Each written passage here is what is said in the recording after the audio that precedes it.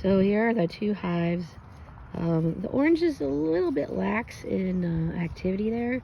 We still have a lot coming in and out. We did take the quilt box off, which the quilt box usually is what we use to keep moisture out of the hive during the wintertime. And we had a candy board on there that they could feed sugar. And so we took those off and we replaced it with, you can see kind of the top white box there under the cover. And that actually has a feeder in it that has sugar water in it. So they're kind of climbing up in that. But the orange is not that active, as opposed to the blue hive that is quite active. We did the same thing with them. They did actually have some brood when Bryant looked in the hive this week.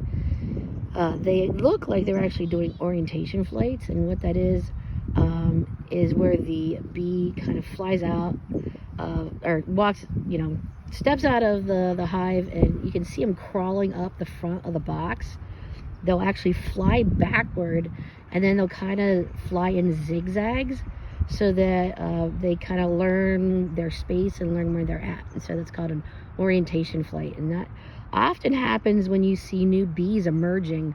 So we probably have a big hatching that just happened, which is a good thing. So it's kind of ready for that. Hopefully the weather is cooperative and we don't get a big freezing spell and kill them. But they look like they're doing really well. Hopefully, since we put the feeder on both of them, the orange one will kind of catch up a little bit. But they're both alive, so hey, that's great.